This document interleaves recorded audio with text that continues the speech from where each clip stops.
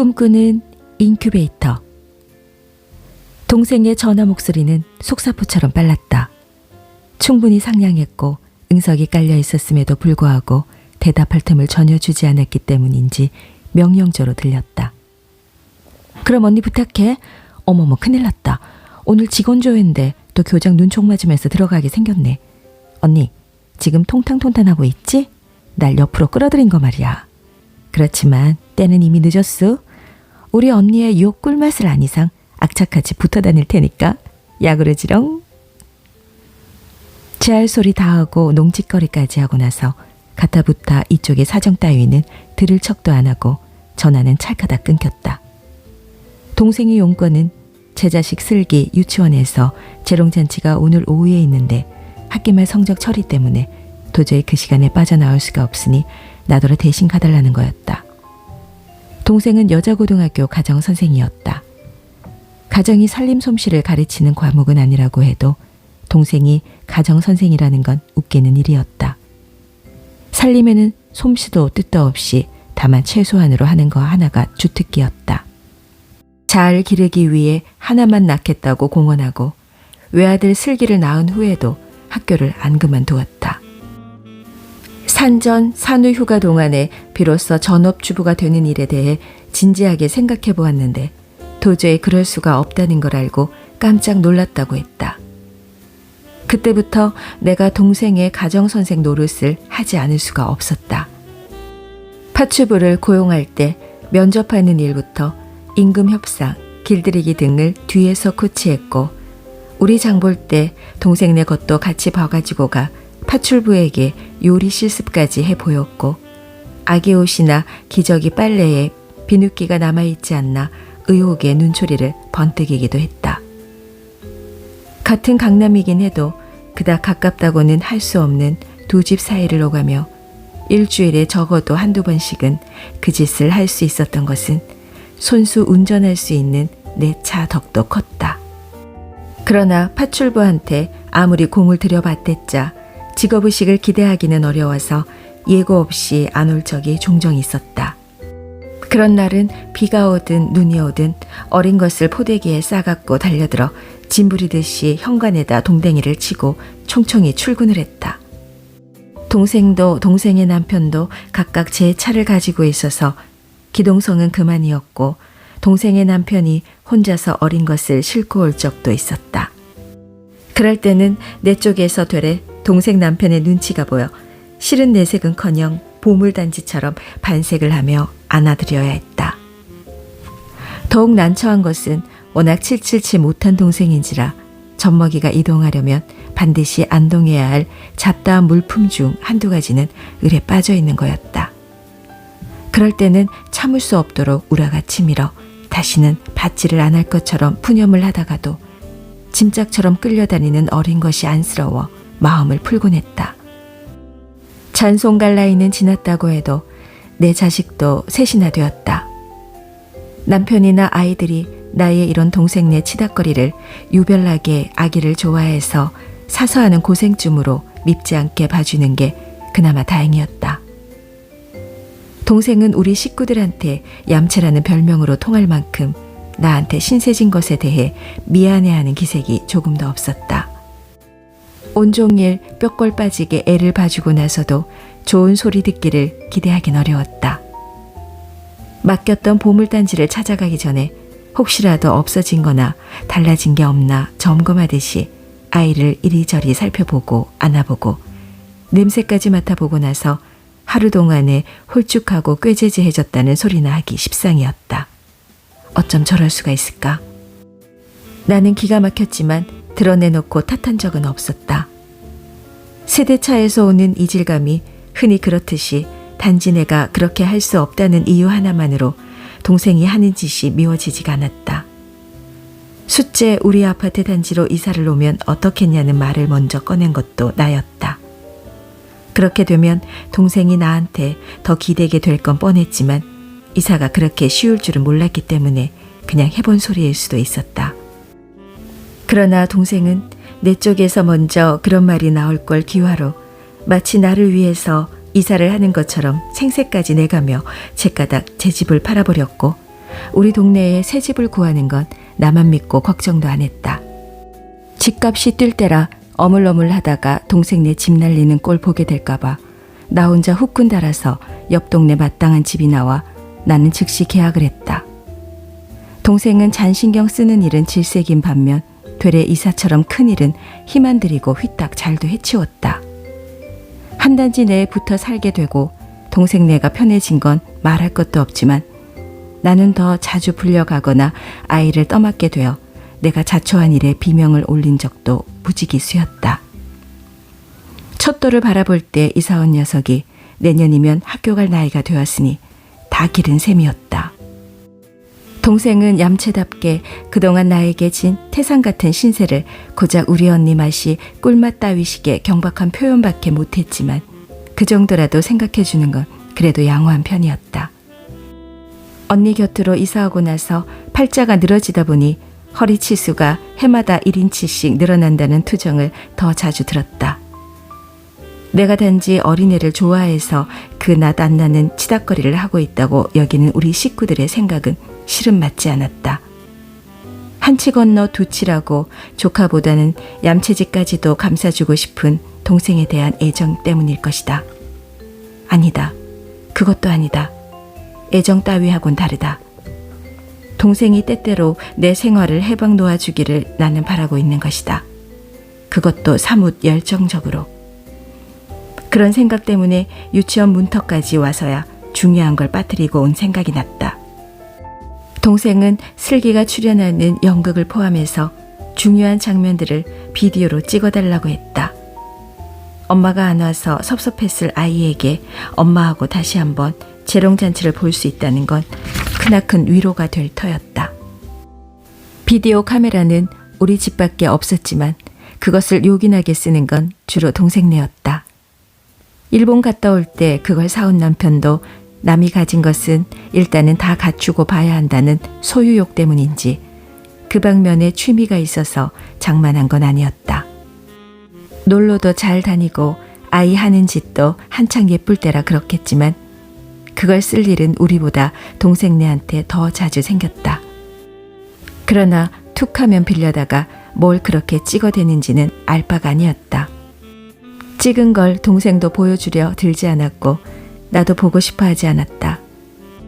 그렇게 제 뒷바라지를 시켜먹고도 동생은 이런 내 성격을 차갑다고 비난했지만 옆에서 신물이 나게 보는 사람의 일상적인 행동을 화면에서 다시 보는 일이 뭐 그리 재미있을까? 자기 자신이나 가족의 모습이라 해도 크게 다를 바가 없었다. 나 보기엔 그걸 재미있어 하는 사람이 되레 이상했다. 영화나 텔레비전 연속극 따위를 좋아하는 건 나도 보통 사람과 다를 바 없지만 그건 하늘의 별처럼 아득하게 빛나는 사람들이 내가 이룰 수 없는 세계를 펼쳐 보여주기 때문이다. 즉 현실이 아니기 때문이다. 서둘러 집으로 돌아와서 아무리 찾아도 비디오 카메라는 온데간데가 없었다. 동생의 신신당부가 아니더라도 이번만은 나도 비디오로 찍는 일을 대수롭지 않게 여길 수가 없었다. 슬기는 연극의 주연이라지 않나. 주연이 아니더라도 연극에 출연한다는 것은 자기가 자기 아닌 남이 돼보는 일이다.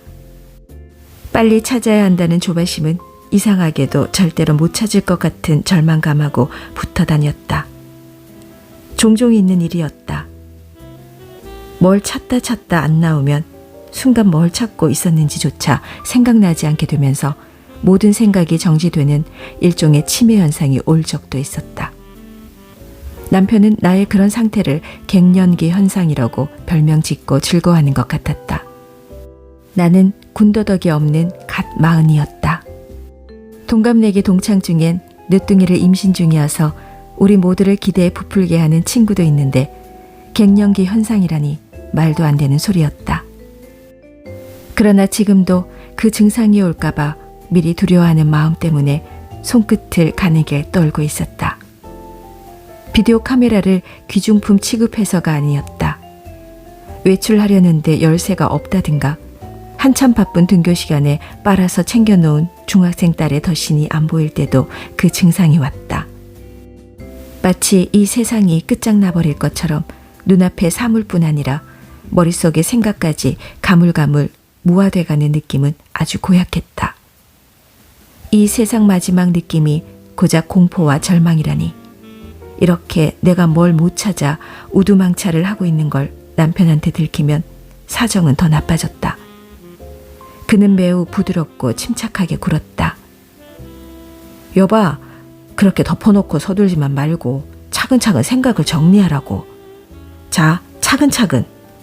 그래, 그렇게 심호흡을 하고 나서 지금 현재 그게 어디 있을까 하는 생각은 일단 잊어버려요.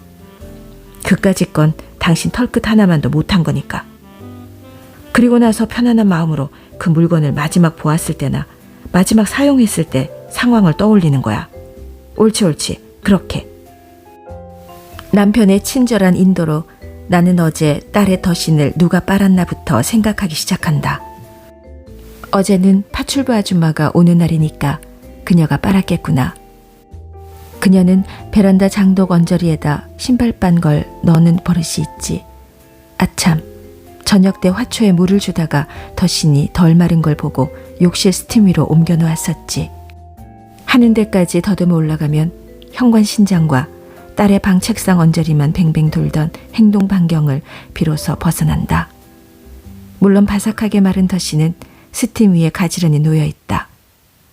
이렇게 남편의 도움으로 공경에 벗어날 수 있었음에도 불구하고 나는 남편이 사정을 더욱 악화시켰다고 생각하는 버릇이 있었다. 그럴 때의 남편은 꼭 즈 어머니한테 하듯이 나에게 대했다. 그가 어머니를 대할 때 가면처럼 뒤집어 쓰는 과장되고 위선적인 친절과 공선을 나한테까지 써먹으려 드는데 내가 어떻게 구역질이 안 나겠는가. 그래도 결국은 남편한테 배운 방법으로 카메라의 행방을 소급해 올라가 동생네가 빌려간 걸 아직 돌려받지 못했다는 데까지 생각이 미치게 되었다. 동생네로 뛰어가서 좀 모자라는 듯하여 붙박이로 오래 붙어있는 아줌마하고 한동안 온 집안을 두수성거려 그놈의 카메라를 찾아낼 수가 있었다. 그럭저럭 반 시간은 넘어 지체를 한 모양이다. 재롱잔치가 시작된 지도 아마 그쯤은 되었으리라. 슬기가 다니는 유치원은 이 동네뿐 아니라 강남 일대에서도 시설 좋고 잘 가르치기로 소문난 데였다. 원화를 끌려고 전단을 돌리고 가정 방문까지 하는 군소 유치원하고는 달라서 선착순으로 뽑는 정원 안에 들기 위해 새벽부터 줄을 서야 하는 게 그 유치원의 자랑스러운 전통이었다. 무얼 그렇게 잘 가르친다는 건지 그 실속보다는 줄을 서야 한다는 소문 때문에 자꾸만 더 유명해져서 내년에는 필경 그 전날 밤부터 유치원 문간에서 오리털 이불을 뒤집어 쓰고 세우지 않으면 뽑히기 어려울 거라고들 했다. 2년 전 슬기가 들어갈 때만 해도 새벽 4시인가 5시인가에 지금 있는 아줌마를 대신 내보내 줄을 서게 함으로써 겨우 선착순에 들 수가 있었는데 2년 전이 옛날이지 뭐유 하며 동생이 다행스러워하는 소리를 몇 번인가 들은 적이 있다. 시간에도 가속이 붙는 걸까? 스쳐 지나간 시간들이 너무 빨리 옛날이 된다. 이름난 유치원답게 마당의 정원수 중 추위를 타는 나무들이 벌써 짚으로 맵시 있게 월동 준비를 하고 칙칙한 상록수와 늠름한 낙엽수 사이에 서 있는 게 밍크 코트를 입은 기부인처럼 품위가 있다. 양지 바른 곳을 차지한 놀이터의 놀이기구들도 목줄에 돼 있어서 친밀감을 주면서도 어느 한 군데 허술한 데 없이 견고해 보였다. 나는 서울대학 학부모라도 된 것처럼 한껏 으스대는 마음으로 거만하게 마당을 가로질러 아담한 단층 건물로 다가갔다. 투명한 유리창을 가린 커튼에 동화적인 무늬가 문득 병원 신생아실을 연상시켜 나는 가슴이 울렁거렸다. 그러나 어물어물하진 않았다. 학교로 치면 대강당에 해당하는 넓은 홀엔 학부모들이 발 디딜 틈 없이 꽉 들어차 있었고 무대에선 여자아이하고 남자아이가 짝을 지어 포크댄스를 추고 있었다. 무대 옆벽에 재롱잔치 순서가 붙어 있었다. 슬기가 주인공으로 출연한다는 동극이 그 다음 차례인 걸 확인하고 나는 안도의 숨을 쉬었다. 비디오 카메라 때문에 늦으면서도 그걸 가져오는 게 유난스러워 보일까봐 쭈뼛쭈뼛하는 마음이었는데 적어도 이런 유치원에 자식 보내는 집치고 그거 안 가진 집은 없는 것 같았다. 무대 앞은 포크댄스를 찍으려는 엄마들이 출연하는 아이들 수요보다 더 여럿이 붐비고 있었다. 손잡고 춤추던 아이들 중 한 쌍이 벼랑간 싸우기 시작했다. 누가 먼저랄 것도 없이 멱살을 잡더니 엎치락 뒤치락 레슬링으로 변했다. 음악은 그대로 이어졌지만 춤판은 그냥 추는 아이와 레슬링을 구경하는 아이들로 갈라졌다. 그냥 춤을 추는 아이들도 마음은 싸움 구경에 가 있다는 게 눈에 보였다. 순식간의 일이었다. 선생님이 무대로 뛰어오르고 싸우는 애의 가족인 듯 싶은 사람들도 가세에서 아이들을 뜯어말렸다. 관람석이 시끌시끌한 웃음판이 되었다. 안 되겠다 싶었는지 음악이 먹고 아이들도 깔깔대며 무대 뒤로 사라졌다. 사내 녀석끼리 짝을 지어 놓으면 저렇다니까. 그럼 어떡해요? 여자애가 모자라는 걸. 이런 수군댐으로 미루어 남자끼리 짝이 된 아이들이 춤을 추다 말고 싸움이 붙은 모양이었다. 선생님들이 무대 뒤에서 뭘 어떻게 수습했는지 포크댄스는 다시 계속됐다. 싸움이 붙은 쌍만 아니라 남자끼리 짝지어진 쌍은 다 제외시킨 듯했다. 아이들이 허룩하게 줄었다는 걸 알 수가 있었다. 포크댄스보다는 싸움 구경이 훨씬 재미있었기 때문에 무대나 관람석이나 다 같이 시큰둥 열없어졌다. 다음이 슬기가 출연하는 연극 차례였다. 7마리의 새끼 염소와 늑대 이야기였다. 동생이 주연이라고 뽐낸 슬기의 배역은 늑대였다. 올해 졸업하는 3반 중 한 반이 총 출연하는지라 억지로 만든 배역도 많았다. 토끼나 다람쥐, 오리나 황새로 분장하고 염소 일가가 겪는 순환을 구경만 하는 배역도 여러 대였으니까 늑대쯤 되면 중요한 배역이었다. 슬기가 몸이 큰 것도 늑대 역할에 맞았다. 털이 북실부실한 천을 두르고 갈고리처럼 험악하게 생긴 발톱이 달린 커다란 신을 신은 슬기는 다른 아이들보다 곱절은 더 큰 것 같았다. 험악하게 꾸몄는데도 내 조카라 그런지 엉성하고 우스꽝스러워 보였다. 나는 얼른 케이스에서 비디오 카메라를 꺼내면서 찍기 좋은 자리를 찾으려고 이리저리 사람들 사이를 비집고 앞으로 나갔다. 그러나 막상 카메라를 들이대고 보니 눈앞이 깜깜했다. 렌즈가 닫혀 있다는 건 알겠는데 어디를 어떻게 돌리고 눌러야 되는지 도무지 생각이 나지 않았다. 처음 찍어보는 건 아니라 해도 동생네하고 한자리에 있거나 어디 놀러 갔을 때 동생이 찍다 말고 저도 찍히고 싶으면 나한테 넘겨주었고 그럴 때 잠깐씩 찍어본 게 고작이었다. 마치 관광지에서 지나가는 사람에게 셔터 좀 눌러주세요 하고 카메라를 넘겨줄 때 위치나 거리뿐 아니라 어떤 것이 셔터라는 것까지 가르쳐 주어 카메라에 대한 지식이 전혀 없는 사람도 찍을 수 있듯이 주인의식 없이 시키는 대로 만져보았을 뿐이었다. 엄마 염소가 새끼들을 돌아다보고 또 돌아다보면서 무대 뒤로 사라져갔다. 바위 뒤에서 웅크리고 망을 보던 늑대가 나타날 차례였다. 나는 초조하게 요기조기 돌리고 눌러보면서 다시 들여다봤지만 역시 아무것도 안 보였다. 급하게 뭘 찾다가 안 찾아질 때나 다름없이 정신이 지리멸렬해지면서 손끝이 떨려왔다. 여러 사람 앞에 나의 쓸모없음을 드러내 보이고 있다는 마음의 떨림을 보는 것 같았다. 도와드릴까요? 아주 듣기 좋은 저음이었다. 키가 훌쩍 큰 남자였다. 남자는 웃고 있었지만 비웃는 웃음은 아니었다. 그는 엉거주춤 허리를 굽혀 나하고 같은 눈높이가 되면서 빨간 단추를 살짝 만지고 나서 카메라를 내 눈에다 대주었다. 이제 보이지요? 그러나 나는 뭐가 보이나를 확인하기 전에 그를 다시 한번 쳐다보았다. 선량하고 친절한 인상이 마음에 들었다. 바위 뒤에 숨어있던 늑대가 사방을 휘둘러 보면서 걸어 나왔다. 나는 카메라로 늑대를 쫓다 말고 키 큰 남자를 돌아다보면서 물었다. 그냥 이러고 있으면 찍힙니까? 남자가 다시 허리를 굽혀 들여다보더니 또 한 군데를 만졌다. 화면의 영문 글자가 스탠바이에서 카메라로 바뀌었다. 바뀌는 걸 보기 전에는 거기 자막이 있다는 것도 모르고 있었다. 그럼 여지껏 건성으로 들고 있었단 말이에요? 그는 나에게 따지듯 물었다. 그러나 곧 그의 위로하는 듯한 웃음을 따라 웃고 말았다. 그는 나하고 카메라를 번갈아 들여다보면서 이것저것 설명을 하려고 했다. 나는 듣는 척하다가 알아들을 자신이 없다는 표시로 한숨을 쉬면서 어깨를 한번 으쓱했다가 축 늘어뜨려 보였다. 제가 찍어드려도 되겠습니까? 그는 내 손에서 스르르 카메라를 넘겨받으면서 물었다. 나는 고개를 끄덕였고 그는 나에게 들고 있던 서류 봉투를 넘겨주었다. 잘 찍으세요. 늑대가 우리 아이예요. 조카지요.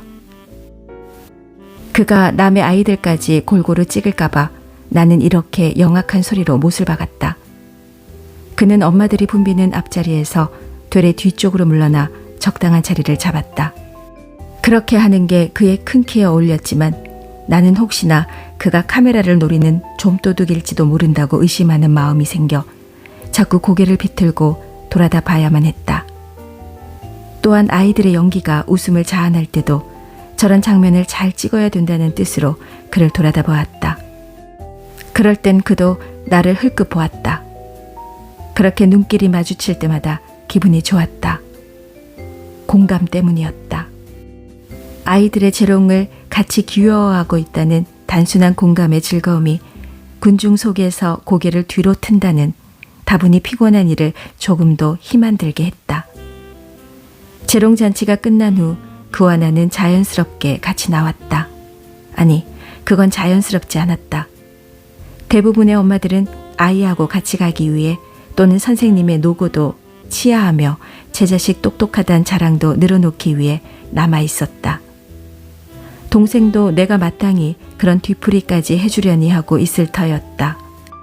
끝나자마자 나오는 학부모는 거의 없어서 그와 나는 어깨를 나란히 하고 겨울 해가 아쉽게 엷어지는 마당을 거닐듯이 천천히 걸어 나왔다. 유치원 정문에서 길 건너가 바로 우리 아파트 단지 후문이었다. 그가 같은 단지에 살지 않은 한 헤어지게 돼 있었다. 그가 어디로 가나 해서 흘끗 쳐다봤을 때 그가 황급히 말했다. 추워 보이시는군요. 어디 가서 차 한잔 할까요? 뜻밖의 제안이기도 했지만 놀란 것처럼 붕 뜬 목소리 때문에 나는 나의 순간적인 눈빛이 갈고리가 되어 그를 낚아챈 것처럼 느꼈다. 내가 내 눈빛에 그렇게 자신이 있었다기보다는 그와 헤어지는 걸 아쉬워하는 마음을 나도 모르게 진하게 드러낸 생각이 나서였다. 짐짓 못 이기는 채 그가 가는 대로 상가 쪽으로 따라갔다. 그러나 꽤 분위기 있는 찻집으로 안내한 건 나였다. 조명과 음향을 은은하게 줄인 찻집에 마주 앉아 비로소 이건 내가 안 하던 짓일 뿐 아니라 나에게 너무도 안 어울리는 짓이라는 떨떠름한 낭패감이 왔다. 나는 교활하게도 이렇게 된 건 전적으로 내 책임이라는 듯이, 그러나 내가 어떤 개벽다기든 관심 없다는 듯이 쌀쌀하고 고상한 표정을 꾸몄다. 조카라고 그러셨던가요? 그 늑대가? 나의 지어먹은 마음에 개의치 않고 그가 소탈하게 말했다. 예, 동생의 아들이죠. 이웃에 살기도 하지만 동생이 선생이라 제가 가끔 엄마 노릇을 대신할 적이 있답니다. 우리하고 사정이 비슷하군요. 아직 맞벌이를 하다 보니 아이들한테 오늘 같은 일이 생길 때는 장모님이 학부모 노릇을 해주시곤 했는데 요새 마침 효도관광을 떠나신 후라서 집사람은 내가 유치원에 들른 걸 모를 겁니다. 오늘 아침에 저희 엄마 몰래 아이하고 손가락 걸고 약속을 했거든요. 아빠가 꼭 가봐줄 테니 열심히 하라고요. 아주머니 조카만 주연을 한 줄 아세요? 우리 아이도 주연이었답니다. 딸내미가 여주인공으로 나오는데 아비가 어떻게 안 가보냐고 회사에다가 큰소리치고 나온걸요. 직장 가진 엄마들보다 낫네요. 같은 직장 내에서도 확실히 남자가 여자보다 융통성이 있는 것 같아요. 직장 나름이죠. 잡지사니까 밖에 나올 구실을 만들기가 비교적 쉽다 뿐이죠. 어떻게 맨으로 땡땡이를 칩니까? 나는 아까 잠시 맡아가지고 있던 서류봉투에서 눈여겨본 꽤 괜찮은 종합지 이름이 생각나 신분이 불확실한 사람을 따라온 건 아니로구나 하는 생각을 했다. 주연이면 엄마 염소였겠군요. 아니죠. 그게 주연이 어떻게 엄마 염소입니까? 시계 속에 숨어서 혼자 살아남았다가 해피엔드를 만들어내는 막내 염소죠. 아, 그 꼬마 참 예쁘고 당차던데요. 뭘요. 역할이니까 그래 보였던 거죠.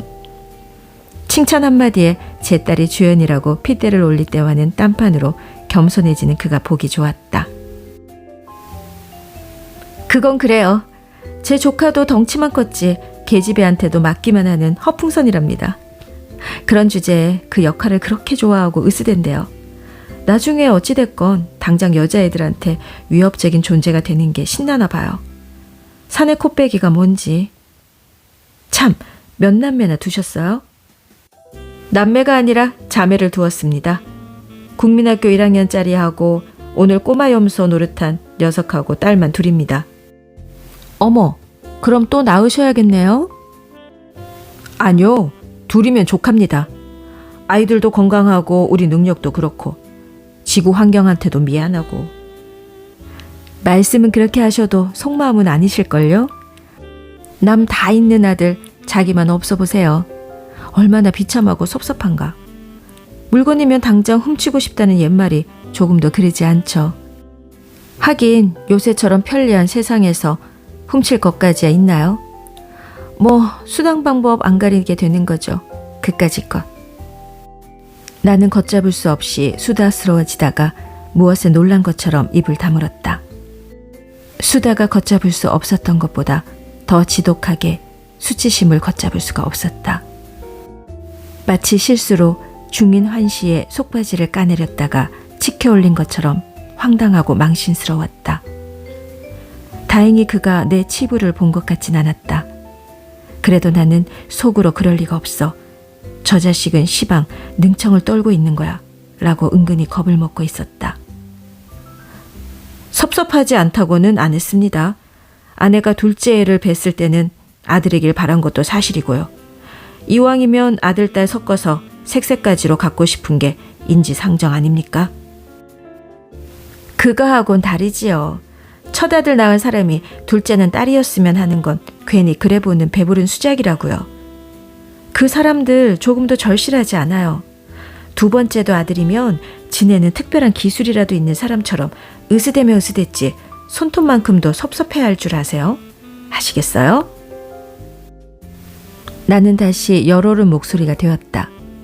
그제서야 남자는 고개를 갸우뚱하더니 바보 같은 목소리로 말했다. 모르겠는데요. 왜 내가 그걸 알아야 하는지는 더욱 모르겠고요. 지금 행복하지 않으시죠? 내 말이 맞죠? 아들이 없다는 건 결혼 생활의 행복의 중대한 결격 사유라는 걸 인정하셔야 돼요. 왜 그걸 강요하십니까? 본인이 조금도 그렇게 안 느끼는 걸 가지고. 그는 여간 곤혹스러워 보이지 않았다. 암만 그래도 나보다는 덜 곤혹스러우리라. 나는 이 세상에 아들이 있고 없고 하고 인생의 행불행하고를 연관지어서 생각해 본 적이 한 번도 없는 것 같은 남자를 만난 게 대단히 곤혹스럽고도 기분이 나빴다. 뭐 저런 족속이 다 있나 재수 온 붙었다 싶으면서도 그 남자를 행복한 채로 놓아주기가 싫었다. 그것은 거짓 행복이고 거짓은 깨부셔야 한다는 사명감이 대단한 정의감처럼 치뻗었다. 야구 구경 좋아하지 않으세요? 나는 화제를 바꾼 것처럼 전혀 딴소리를 했지만 어림없었다. 속으로는 점점 더 집요해지고 있었다. 어떻게 하셨어요? 운동은 다 좋아하지만 야구엔 특히 광이죠. 떨떠름하던 그의 표정이 반짝 환해졌다. 나도 속으로 옳지 너 잘 걸렸다 싶었지만 애써 무표정을 꾸미고 말았다. 야구장에도 가끔 가시겠네요? 그럼요. 고교 야구 시즌에는 못 참죠. 지금은 그렇지 않지만 나 다닐 때만 해도 우리 모교가 야구 명문이었거든요. 선수는 아니었지만 그때 버릇이 남아서 그런지 1년에 한두 차례라도 구장에서 직접 목이 터져라 열광을 해야 살맛이 난달까? 스트레스가 풀린답니다. 혼자서만 즐기세요? 어디 가요? 나갈 땐 혼자라도 자연히 동문들과 만나게 되니까 끝나면 이겼다고 한 잔, 졌다고 한 잔, 오래간만에 만났다고 한 잔 하다 보면 돌아올 땐 엉망으로 취해서 꼬리까지 달고 들어와 마누라 머리에 뿔을 돋게 하는걸요. 아들하고 야구 구경 다니고 싶다는 생각 없으세요? 나는 너 약 좀 올라봐라 하는 듯이 눈을 가느스름이 뜨고 조롱하는 투로 말했다. 또 아들 타령입니까? 참, 솔직히 말해서 아들하고 같이 와서 부전자전으로 열광하는 친구를 보면 부럽지 않은 것도 아니라니까요. 여북해야 큰딸을 길들이려고 했겠어요. 실패했어요. 커갈수록 야구장 따라가는 걸 고역스러워하길래 놓아주었어요. 그렇지만 작은 애가 또 있으니까 희망이 아주 없는 건 아니지요. 남자보다 비율이 낮다 뿐이지 여자라고 야구를 즐기지 말라는 법은 없으니까요. 구차스럽게 그럴 것 없이 부인한테 솔직히 아들 데리고 야구장 다니는 친구가 부러워서 죽겠다는 신용을 자꾸만 하세요. 부부간에 못하러 상처를 줍니까? 그 사람이 무슨 죄가 있다고. 상처뿐이겠어요? 모욕이고 모독이죠. 그래야 부인도 별 수 없이 아들 낳을 방도를 강구하게 될 거라 이거죠. 나는 앞에 있는 그를 의식하지 않고도 괜히 자신감이 넘쳤다. 그러나 그게 얼마나 허망한 자신감이라는 걸 알기 때문에 곧 꺼지게 될 게 두려웠다. 글쎄요, 만일 나에게 아들만 있는데 아내가 옆에서 콩나물 다듬어 줄 딸 하나 없다고 아무리 구시렁거려도 단지 콩나물을 다듬게 할 목적으로 내가 딸을 만들고 싶어 할 것 같지 않네요. 혹시 내가 그 정도로 싹수머리 없는 인간이라 해도 아들, 딸이 마음대로 되지 않는 마지막 장치가 남아있으니 얼마나 다행입니까? 음양의 조화만은 아직도 신의 영역인 게 감사할 따름이죠. 그러면서 그는 팔운동을 하듯이 큰 동작으로 손목시계를 보았다. 나하고 상대하기 싫다는 걸 적나라하게 드러내 보이기 위한 몸짓이리라. 그 마지막 장치인지 음양의 조화인지가 신의 영역을 벗어난 지 오래라는 것도 모르는 주제에 잘난 척하긴. 순진한 탓일 거야. 몇 살이나 되었을까? 나하고 동갑 아니면 기껏해야 서너 살 아래일 것이다. 저런 남자하고 자는 것은 어떤 기분일까? 나는 내가 무슨 말을 하다 말았는지 생각나지 않을 정도로 나른한 기분으로 그런 생각을 했다. 그는 내가 무슨 생각을 하고 있는지 모르고 아마 말문이 막힌 줄 알고 이때다 싶었나 보다. 그럼 이만 실례하겠습니다. 실은 인터뷰 약속을 해놓고 그 사이에 잠깐 틈을 낸 거라서. 요령이 좋으신가 봐요. 요령은요, 남 보기엔 시간의 구애를 덜 받는 직장처럼 보이지만 남들이 잠자는 시간에도 일해야 하는 게 이놈의 팔자랍니다. 차값은 제가 계산하겠습니다. 그럼... 그는 필요 이상 서둘고 있었다. 누가 잡아먹나? 순진하긴. 그가 그럴수록 나는 그를 놓치고 싶지가 않았다. 구체적으로 어째 보겠다는 건 아니었다. 마음속으로 갖고 놀고 싶었다. 조금만 더. 나는 따라 일어서서 그를 뒤따랐다. 그러나 차값을 내가 내겠다고 날치진 않았다. 나는 남들이 그런 일로 투사처럼 열렬하게 다투는 걸 보는 것조차 질색이었다. 그 대신 나는 그가 돈을 받는 걸 지켜보는 동안 기막힌 생각을 해낼 수가 있었다. 명함 있으면 한 장 주세요. 왜요? 참, 명함이 어딨더라? 그는 양복 주머니엔 손도 넣지 않고 겉으로만 위아래를 양손바닥으로 탁탁 쳐 보이면서 찾는 신용만 했다. 명함을 줄까 말까 결정할 시간을 벌려는 그의 이런 어색한 동작을 나는 속이 근질근질 하도록 귀엽게 바라보았다. 아까 찍으신 필름 잘 됐으면 하나 복사해서 드리려고요. 남자 주인공 찍는데 여주인공을 빼놓았을 리 없잖아요. 나는 짐짓 사무적으로 말했다. 예상대로 그가 반색을 했다. 아, 그러면요. 보시면 아시겠지만 초점을 우리 애한테 맞췄을지도 모르겠습니다.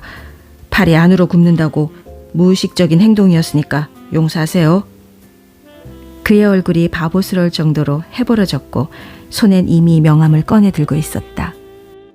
나는 관심이 없다는 듯이 명함을 자세히 보지도 않고 핸드백 속에 집어넣으면서 고개만 약간 까딱해 보이고는 먼저 획 등을 돌렸다. 그림이 잘 안 나와도 보내주셔야 돼요. 연락 기다리겠습니다. 그가 내 등 뒤에서 소리치는 걸 들으며 나는 회심의 미소를 지었다.